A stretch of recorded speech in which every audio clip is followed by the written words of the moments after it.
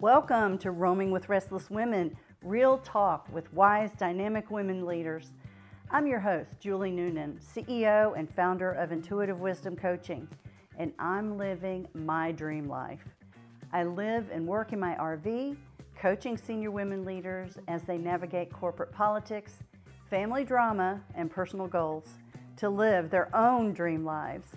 These women are restless. They are never done seeking new opportunities, learning, and creating value in the world. If you'd like to apply to be on the show, stick around to the end and I'll let you know how. Let's go. Hi, welcome back to Roaming with Restless Women. Today I have a dear, dear friend of mine, and I'm so excited to introduce her to you. Her name is Sabrina Schottenhamel. Sabrina is a professional speaker, and she's a co-author, a recent co-author, which we're so excited about. She's passionate about encouraging others to step into leadership by using their voice with confident communication. Sabrina shares her message by delivering live and virtual keynotes and workshops. Her business tagline is "Be touched by one voice and two hands," and I'll let her explain why that is important. So, welcome, Sabrina. Thank you for taking the time to be with me today. Thank you for having me, Julie. I'm very thrilled to be here. Well, thank you. So, tell me, what is the reason for your business tagline? What does that actually mean to you? Yes, so Be Touched by One Voice and Two Hands. It originally started as Be Touched Massage because I'm a massage therapist of 20, going on 21 years now. I know, it's amazing. For me, I did not go to college, but instead I went to massage school right after high school. I knew I wasn't the type of person to go away to college to be away from my family. I struggled through school because they didn't teach me the way I needed to learn. I don't necessarily have a learning disability, but I learn more by hands-on or movement. Dance has always been my big passion. I've been dancing since I was 2.5. And so I realized that, like the areas in life that I thrive the most are in art or some form of art.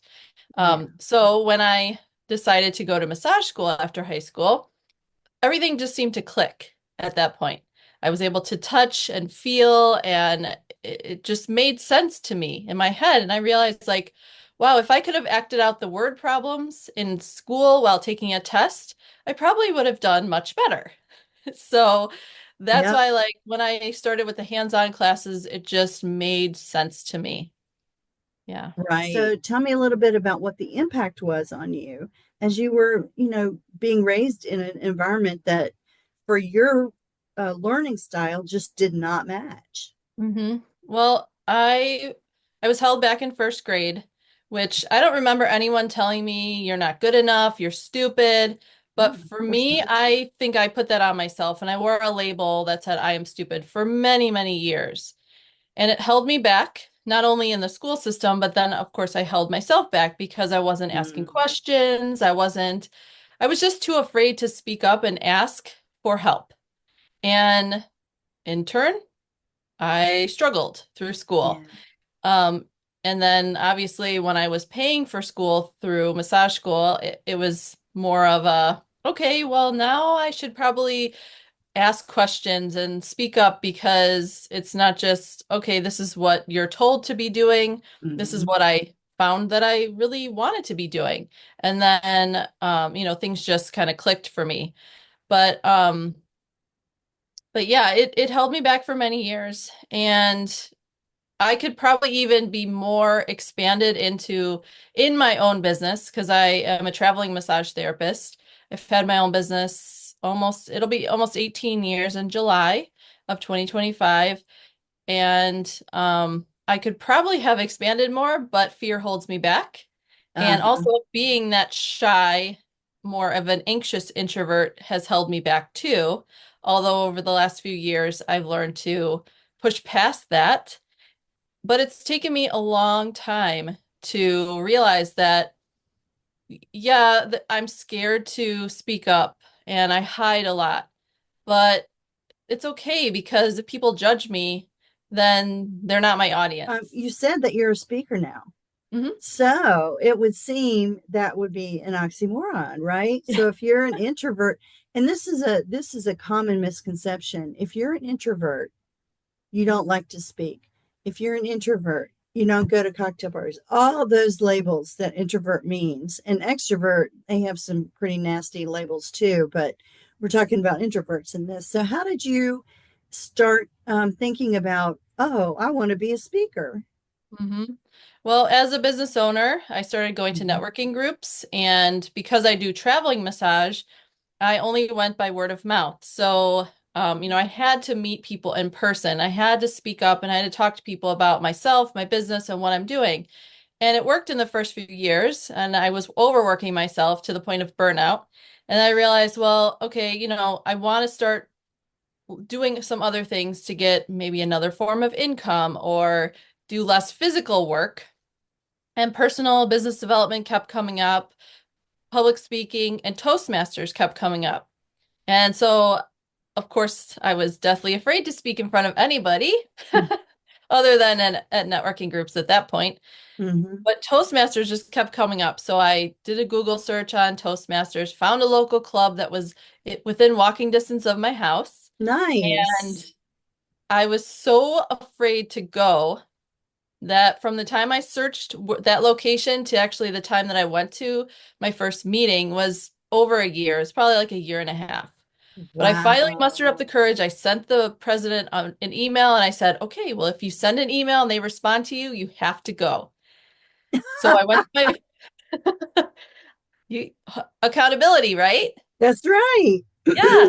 So I went to my first meeting, I participated, and again, something clicked inside of me, similar to what happened in massage school. Like, Sabrina, you have to do this. You have to get your voice out there because you think you're dumb, or you think you thought you were dumb or stupid, but you're not. You have so much wisdom and knowledge to share with the world. And as a massage therapist, I can only reach one person at a time. Right. And as a speaker, I can reach many, whether it's virtual, in person, on video, however it is, I can reach so many more people. So I knew at that point that I needed to speak. And so I joined as a member. I was a member for 10 years, and that changed my life drastically. So how did you determine what you actually wanted to speak about? Because massage isn't something that, I mean, besides describing it and the benefits of it, what did you decide that you wanted to speak about? Originally, when I first started speaking, I was starting to speak on health and wellness, and because obviously that goes along with massage. And then because I mentioned the burnout aspect of my business, working 6, 7 days a week, and just realizing that I needed to take a step back, then I started implementing self-care and not just getting a massage, which was one thing I did start getting, but I also started taking little time out through the day. So I call it simple self-care. And that's like a big passion of mine because it saved me in my career.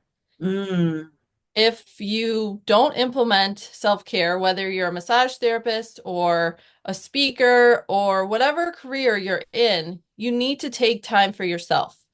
And I call it simple because it's little moments throughout the day that you can unplug for 1 to 5 minutes. I call them mini breaks, where mm-hmm, you can shut your computer in between your calls, take five deep breaths, maybe shake it out, dance it out, listen to a song, take a walk around the block, any kind of mm-hmm. movement or something that calms you, centers you, balances you before you step into your next meeting, your next call, your next whatever session. Right, And self-care is a huge part of being an introvert because as an introvert, we get recharged being alone right. and by nature, whereas extroverts get their energy from being around people. Exactly. And so tell me about how you have kind of evolved from not only self-care as a topic, but being an introvert and a leader as a topic. Well, my business coach actually helped me to develop that side of it. And she was the one that said, I think you should run a group because you can really relate to the introvert. And so I started this group called Networking for Introverts, Mhm. and we meet monthly over Zoom. And it's just, I've created a safe space for introverts to come together. And it's funny because I think it's been around just over 3 years, and it's small. Mm-hmm. And sometimes I wonder why. Am I still hiding? But then again, I think no, I think it's the perfect size because introverts don't want 50 people on a call because they're not going to Right. speak up. But the Right. way I've created it, and I've kept it small, I have a topic or a guest speaker, and we go through a topic. We then go through each person. I ask them questions or feedback, and they're so happy to speak up and share. And it not only helps them to speak up and learn how to use their voice, but it helps the other people in the room to feel more comfortable to share and open up too. That sounds like a beautiful program and actually a beautiful purpose. I know what my tolerance is for Mhm. being around people. And I think that's something that people figure out along the way. And it's nice for you to have a place where people can figure it out with other people like them Mhm. in safety. I think that's beautiful. And I actually have created a framework called Networking as an Introvert, the Plan Guide, and it follows Oh, the okay. PLAN, prepare, learn, acknowledge, and navigate of what to do before, during, and after networking events or any kind of social events, whether it's personal or business. So that's a free resource that I offer my customers and my audience members. Uh-huh. And it just helps them to recognize when they are starting to get drained Mm-hmm. at an event and just say, okay, I'm done. I'm going to politely excuse myself and leave by myself to go home and be by myself and literally plug in like we do our phones. We need to plug into the wall to get that recharge, just like we do our phones and our computers. Oh, I love that. That's great. That whole visual is so perfect. Go Hmm. home and This plug in. episode is sponsored by me. So, as a special gift to you, our listeners, I offer a free one-on-one 15-minute breakthrough session. Bring a problem and experience how coaching works to see if it could be of value to you. Sign up for an available time on my website, What intuitivewisdomcoach.com. is it in your career, in your life, that kind of holds it all together? What is your red thread? As Marcus Buckingham says, what is that thing, that value, that thing that jazzes you up, that holds it all together? Well, really, it's the self-care. It's having the knowledge to be able to recognize when you are drained and say, okay, I need to take a step back. I Mm-hmm. need something that will refill me, recharge me. And that is the self-care piece.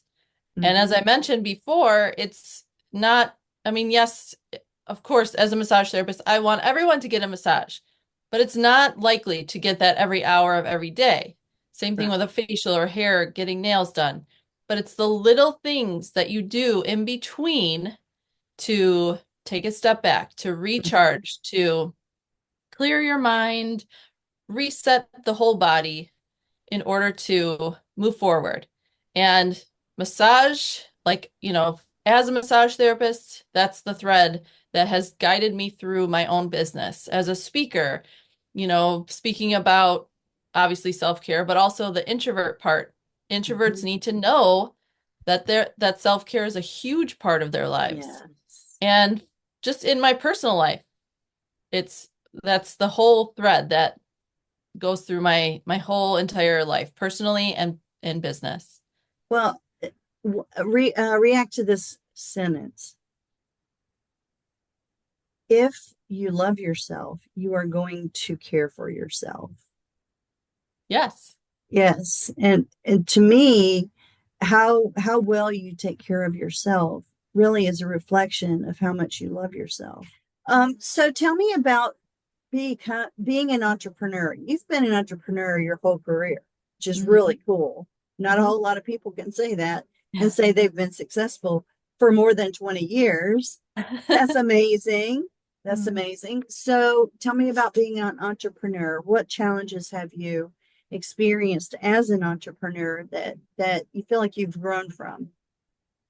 The challenges are obviously I'm really good at what I do. I have a gift of Mhm. massage and like running a whole entire business. I'm not so good at like the bookkeeping, organizing all the paperwork. That stuff has always been a little bit of a challenge. I've obviously come to figure it out and Mhm. take little pieces throughout the year instead of being like, oh, it's September. I'm going to do 9 months worth of paperwork. Oh, goodness. Now I break it down actually with our fearless leader, Carla, and Yeah. her um, taking my Thursdays to do our co-working time. I usually will spend a few minutes inputting some receipts and organizing my paperwork and stuff like that. So that's one of the challenges I've overcome is just taking it again into little bite-sized pieces instead of waiting till the end of the year to All do it right. all at So I'm once. going to ask you to close your eyes, and I want you to look into your mind. And when I say wise woman, what picture pops up? And open your eyes and describe her for me. So the picture of my wise woman is my grandma Dottie. She was my absolute best friend. And obviously you don't know what she looks like, but she was the most genuine, caring person, and she would give the shirt off of her back to anybody. And she always spoke that way. Like she was wise, but she was loving and generous and like just so kind. And I just feel like that was really wise of her to share that information with us, my sisters and I, and other people that were really close to her. I mean, she was just an incredible, wise woman that just imparted a lot of just, I guess she's the one that shaped my heart. So, Sabrina, Mhm. where do you like to roam? I like to be in Arizona. Mm-hmm. Um, I love the mountains. Like where I go in Arizona, my parents have a place. We have really good friends and family all over Arizona now. Um, Probably the last 15 years, we've built up family and friends out there. And I love looking outside and just being able to see mountains. So I love going to the mountains and hiking. That's probably my favorite thing about visiting Arizona is hiking. Just being in the Oh, mountains and yeah, like this time of year they haven't had rain since like August and everything's yeah. dry. But for some reason it's just it lights my heart up. Oh, And yes, I do love the beach because I like more humidity and I love the waves that are constantly flowing. But Arizona, I don't know, there's just something about Arizona that pulls my heart there. that's beautiful. And Mhm. what about what makes you restless in a good way? I guess just wanting more for myself and my business and just to continue developing myself Mm-hmm. and putting myself out there instead of hiding. Well, you are very, very wise. Thank you. And I really, really appreciate having you in my life. And I'm Oh, really, really appreciative that we have our masterminds every Friday, yes. because I get a little dose of Sabrina every Friday. Yeah. I love you, Yeah, Julie, so much. I love Thank you you. too. And I'll be sharing all of her links on the show notes. Please take a moment to take a look at those. And we will be on all podcast channels, as well as my website, and we will be on YouTube. And I post all those recordings and everything when I drop the episode. So thank you, Sabrina. I really appreciate it. Julie Noonan here. Thank you so much for listening to Roaming with Restless Women. If you're a successful senior woman leader who would like to be on this program, please visit podcast.intuitivewisdomcoach.com. If you enjoyed this interview, please share this episode on social media and make sure to subscribe so you don't miss any future episodes. Your thumbs ups and reviews go a long way.